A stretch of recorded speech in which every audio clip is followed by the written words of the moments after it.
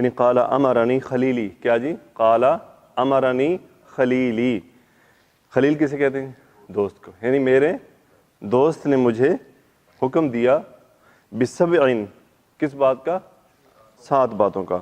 امرنی بحب المساکین، کس بات کا حکم دیا؟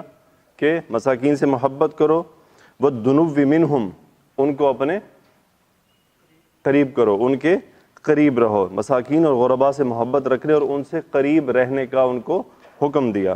وَأَمَرَنِي أَنْ أَنظُرَ إِلَى مَنْ هُوَ دُونِي وَلَا أَنظُرَ إِلَى مَنْ هُوَ فَوْقِي، اور کس کی طرف دیکھو؟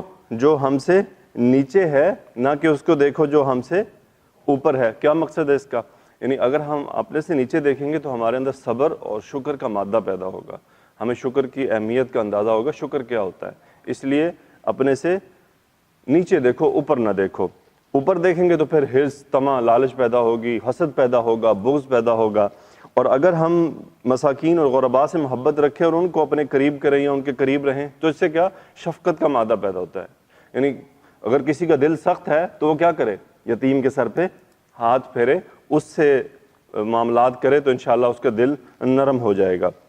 اگلی جو نصیحت کی وہ تھی ان اصل الرحمہ وان ادبرت وامرنی ان لا اسأل احدا شیئا۔ اس میں پہلی ہے ان اصل الرحمہ وان ادبرت، یعنی تم کیا ہے؟ صلہ رحمی کرو۔ کس صورت میں؟ کہ چاہے اگلا نہ بھی چاہے، یعنی میرے جو رشتہ دار ہیں وہ مجھے ملنا نہ بھی پسند کریں، میرے ساتھ وہ معاملہ نہ کریں جو میں ان کے ساتھ کر رہا ہوں، پھر بھی تم ان کے ساتھ صلہ رحمی کرو۔ یعنی یہ کہ وہ اگر توڑتے ہیں تو تم جوڑو، تم وہ کام کرو جو تمہارے کرنے کا ہے، ان کو جو ہے وہ کرنے دو۔ اس کی جو انہوں نے مولانا صاحب نے جو لکھی ہے وہ جو ترجمے میں کہ میں اپنے اہل قرابت کے ساتھ صلہ رحمی کروں اور قرابتی رشتوں کو جوڑوں، یعنی ان کے ساتھ وہ معاملہ اور وہ سلوک کرتا رہوں جو اپنے عزیزوں اور قریبوں کے ساتھ کرنا چاہیے، اگرچہ وہ میرے ساتھ نہ کریں۔ اگلی جو نصیحت تھی وہ تھی وَأَمَرَنِي أَن لَا أَسْأَلَ أَحَدًا شَيْئًا، اور مجھے حکم دیا کہ کیا میں کسی سے کوئی سوال نہ کروں، یعنی میں کسی سے نہ مانگوں سوائے کس کے؟ اللہ رب العزت کے۔ یعنی میرے ہاتھ جب اٹھیں کسی چیز کو مانگنے کے تو وہ اللہ کے سامنے اٹھیں۔ مولانا صاحب کیا فرماتے ہیں؟ اور آپ نے مجھے حکم دیا کہ کسی آدمی سے کوئی چیز نہ مانگوں، یعنی اپنی ہر حاجت کے لیے اللہ ہی کے سامنے ہاتھ پھیلاؤں اور اس کے سوا کسی کے در کا سائل نہ بنوں۔ اگلا جو حکم رسول اللہ صلی اللہ علیہ وسلم نے انہیں دیا وہ تھا وَأَمَرَنِي أَنْ أَقُولَ بِالْحَقِّ وَإِنْ كَانَ مُرًّا، کہ مجھے حکم دیا کہ میں ہر حال میں حق بات کروں، چاہے وہ کتنی ہی کڑوی کیوں نہ ہو، چاہے وہ کتنی ہی سخت کیوں نہ ہو۔ جو مولانا صاحب نے ترجمہ لکھا ہے وہ میں آپ کو بتا دیتا ہوں۔ آپ نے مجھے حکم دیا کہ میں ہر موقع پر حق بات کہوں، اگرچہ وہ لوگوں کے لیے کڑوی ہی کیوں نہ ہو۔ یہ بڑی اہم بات ہے۔ لوگ کہتے ہیں جی یہ فلاں اس طرح کی بات کرتے، تو اللہ کے نبی فرما رہے ہیں کہ تم حق بات کہو، چاہے وہ لوگوں کو بری کیوں نہ لگے، چاہے ان کو کڑوی لگے، تم حق بات کر دو۔ اب دیکھیں ایک آدمی شراب پیتا ہے، اسے ہم منع کریں گے تو شراب اس کو تو کڑوی لگے گی، اس کو اچھی تو نہیں لگے گی یہ بات۔ ایک آدمی نماز نہیں پڑھتا، آپ اسے کہہ کے دیکھ لیں تم نماز پڑھا کرو، اسے یقینی کڑوی لگے گی۔ تو یہ حقیقت بات ہے۔ اگلی جو بات ہے وہ ہے وَأَمَرَنِي أَن لَا أَخَافَ فِي اللَّهِ لَوْمَةَ لَائِمٍ، اور اللہ کے نبی صلی اللہ علیہ وسلم نے انہیں حکم دیا کہ آپ یعنی جب دین کے راہ میں انسان چل رہا ہوتا ہے نا تو ملامت کا خوف ہوتا ہے، ملامت کا خوف نہیں ہونا چاہیے کہ آگے سے کوئی طعن و تشنیع کی جائے گی، اس کا ڈر نہیں رکھنا۔ مولانا صاحب اس کے ترجمے میں فرماتے ہیں اور آپ نے مجھے حکم دیا کہ اللہ کے راستے میں کسی کی ملامت کرنے والے کی ملامت سے نہ ڈروں، یعنی دنیا والے اگرچہ مجھے برا کہیں لیکن میں وہی کروں جو اللہ کا حکم ہے، جس سے اللہ سبحانہ و تعالی راضی ہو، اور کسی کے برا بھلا کہنے کی مطلق پرواہ نہ کروں۔ اگلی جو نصیحت ہے وہ ہے وَأَمَرَنِي أَنْ أُكْثِرَ مِنْ قَوْلِ لَا حَوْلَ وَلَا قُوَّةَ إِلَّا بِاللَّهِ فَإِنَّهُنَّ مِنْ کنز تحت العرش، رواہ احمد۔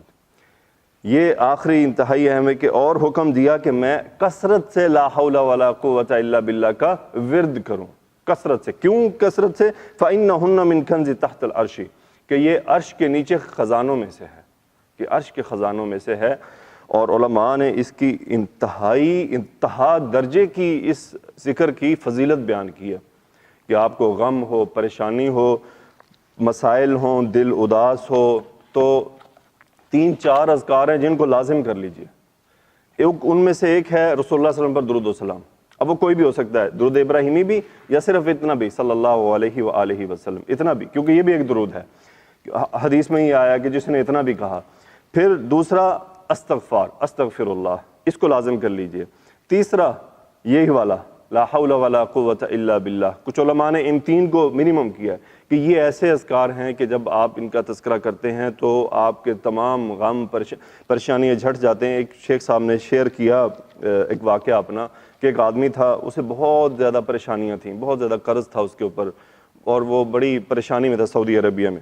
تو اس نے کسی شیخ صاحب سے تذکرہ کیا کہ میں بہت پریشان ہوں، مجھے کچھ سجھائی نہیں دے رہا۔ تو انہوں نے ان کو بس یہ ان کے ساتھ ایک دوسرا انہوں نے سورۃ الفاتحہ بولا کہ سورۃ الفاتحہ، استغفار، لا حول ولا قوت الا باللہ اور درود و سلام، یہ 4 اذکار اپنے ساتھ پکے کر لو کہ تمہاری زبان بس تسبیح ہاتھ میں اور چلتی رہے اسی کے اوپر۔ کہتے وہ کچھ عرصہ گزرا، وہ مجھے ملا دوبارہ اور بڑا حشاش بشاش، تو میں نے اس سے پوچھا ہاں بھی کیا ہوا؟ تو کہتے بس اللہ تعالیٰ نے جو ہے نا کرم نوازی کر دی، میرے تمام مسائل جو ہیں وہ الحمدللہ حل ہو گئے ہیں۔ اچھا، اس میں کیا ہوتا ہے کہ انسان کو پریشانی لازمی نہیں کہ ہمارے وہ مسائل ایگزیکٹلی حل ہو جائیں، ہوتا کیا ہے اللہ وہ دل کو اطمینان عطا فرما دیتا ہے، دل سے وہ پریشانیاں ہٹا دیتا ہے ان اذکار کی برکت سے کہ ہمارا دل وہ پریشانی ہوتے ہوئے بھی پریشان نہیں ہوتا۔